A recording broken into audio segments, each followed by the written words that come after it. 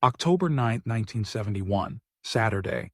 No festivals, no banners, no one on leave, just another ordinary day. In Elmsridge, New Mexico. 6:37 a.m. On a dark, pinewood porch, Mrs. Alma Whitaker poured coffee into a porcelain cup. No chimes, no radio, only the sound of wind threading through eucalyptus trees with dried leaves and the gentle creak of old wood beneath her rocking chair. Alma was 81, her hair silver as moonlit thread, her hands wrinkled like stationery kept too long. She lived alone, if one didn't count a black cat named Jasper and the always clean empty chairs for guests. Across the street, golden ferns and crimson maples whispered the season's arrival. Leaves carpeted the ground in soft layers, crunching beneath the tires of two boys racing to school. Their laughter burst like beads of morning dew. They ride through that leaf puddle every year, Alma chuckled to herself, cupping her coffee like a memory she wished to keep warm. Around 9 a.m., Walter Sinclair, 86, a retired postman, tapped lightly on the screen door, a yellowed envelope in hand. "Mail for you, Alma." Alma frowned. "I don't have anyone left to send me letters." Walter said nothing. He just extended the envelope. Its corners were crumpled, but the blue ink still clear. To Alma Whitaker, 12 Sycamore Street, Elmsridge. From Paul E. Whitaker, Q-Chi Base, South Vietnam, 1965. Alma froze. A letter she had never received, from the son who never came home. "Walter, where did you find this?" The old sorting station got cleared out. There was a trunk never opened. This one was on top. By noon, the whole town seemed to slow, the scent of baking apple pie drifting from someone's kitchen. At Carter's Diner, the radio played Billie Holiday's "I'll Be Seeing You." The glass window hummed softly to the gentle bass line. Back on Alma's porch, her rocking slowed. She didn't open the letter. She just placed it on her lap, staring at it like a world that had once been folded away. 12-year-old Maggie, the neighbor girl, brought up a plate of warm apple pie. "Mom said to give you this, just out of the oven." "Thank you, Maggie dear. Is there cinnamon?" "There is, and some vanilla. Mom said you liked that." Maggie turned to go, then paused. "Miss Alma, are you sad?" "I'm not sad, love. Just that today, the sky is whispering old things." Afternoon. Alma laid out an embroidered cloth on her porch table, a pot of tea, a plate of pie, 3 cups, though only one person sat there. From the dirt road, 3 elderly friends arrived, as they did every Saturday. Franklin, 79, a former firefighter who spoke of wildfires like love stories. Agnes, hair silver and curled like clouds, once an art teacher, always bringing paper to sketch. Old Levi, 90, Navajo, spoke little, but when he did, no one interrupted. They didn't ask about the letter, because in Elmsridge people don't ask first. They wait until the heart is ready to speak. 26 years ago today, Alma began, I received a telegram saying Paul was missing. Silence settled over the porch. I wrote to him every week, sent letters to his unit, never got a reply, and then she held up the letter, still unopened. Agnes took her hand. Maybe today was the day Paul managed to send something, and today was the day you were meant to receive it. The setting sun turned the treetops wine red. Alma opened the letter.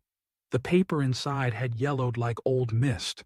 The handwriting, tilted, still dark with blue ink. Dearest Mom, I don't know if this letter will ever reach you. They say I'm being moved deeper into the jungle. I'm scared, not of the bombs, but of not saying this in time. I miss our porch. I miss the sound of your rocking chair. I miss the smell of your apple pie. If I don't come back, keep that porch, Mom. Don't let anyone take it, because maybe I'm still sitting there with you whenever the wind comes home. Your son, Paul. The letter trembled in Alma's hands. No one spoke. Agnes wiped her tears. Franklin laid a hand on her shoulder. Old Levi bowed his head like a silent prayer. Evening. The porch glowed gold from a single oil lamp. Maggie returned, not with pie this time, but a small radio. I brought your favorite song, Alma chuckled. You know which one? It's what Mom played when you cried waiting for the letter. The radio hummed, music floated like tea steam, somewhere over the rainbow. 3 chairs were still empty, yet somehow no one was missing. Alma closed her eyes, rocked gently. Her heart, no longer whispering, it was singing. Next morning, the air felt new, like rain had washed away unsaid things. Alma rose early, not from habit, but from the feeling of being called. After brewing black tea and petting Jasper, curled on a linen cloth, she stepped into the kitchen and opened a drawer beneath the stove. A silver tin box with a painted swallow flying over wheat fields. The lid popped with a soft sigh. Inside were nameless things. A button from a military uniform, a letter never answered. A pink cloth hairband from Alma's youth. A small silver spoon etched PWW. She added Paul's letter. The box is complete now, she whispered. Sunday afternoon. Elmsridge basked in soft October light, the kind that speaks only in golden silence. At Pine and Pie, the shop for dried flowers and handmade journals, Agnes was sorting old cards for the holiday season when one fell. On the front, a single-pressed red leaf. No words. On the back, black ink wrote, "To the one who kept a porch whole, though the wind howled, the rain fell, and the loved one never returned." No name, no recipient. But Agnes knew who it was for. Monday. The Elmsridge Chronicle published early. A special issue. The front page wasn't news, but a typed replica of Paul's letter. Walter, the postman, had asked Alma's permission and typed every word himself, preserving the feel of Paul's ink. Below it read, "To those who've written letters and never heard back, and to those who've waited but never dared ask, why haven't I heard from them?" Something slowed in the town. People read, then read again. Not out of curiosity, but for fear of missing the feelings between the lines. Tuesday, Father Fernando, new from Santa Fe, proposed an outdoor prayer service for words never sent. In the churchyard beneath yellowing vines, people gathered. A woman read a poem she'd never sent to her husband who died in Normandy. A little girl wrote to the grandmother she never met. Ben from the gas station brought a notebook titled, "Things I Want to Say to Dad." At Elmsridge Elementary, Miss Emily, blonde, brown-eyed, newly arrived from Albuquerque, had students write a letter with no address. A young Navajo boy wrote, "Great-grandfather, fall is beautiful here. If you're somewhere out there, I hope you still see the leaves fall. Weekend." The first chill wind swept down from the Sangre de Cristo Mountains, heralding winter. At Alma's porch, more than 4 people sat for the first time. Franklin brought his college-age grandson. Agnes invited her sister from Texas. Levi brought a young Navajo man named Micah, quiet, but with eyes like fire behind pottery. And most special of all, Paul's old-school principal came. "The boy once told me," he said, looking at the old maple tree, "if I die, tell my mother I never left the porch, because it was where I watched her read my letters each afternoon." No one added a word, they just sat. On the rocking chairs, on the brick steps, on the porch planks.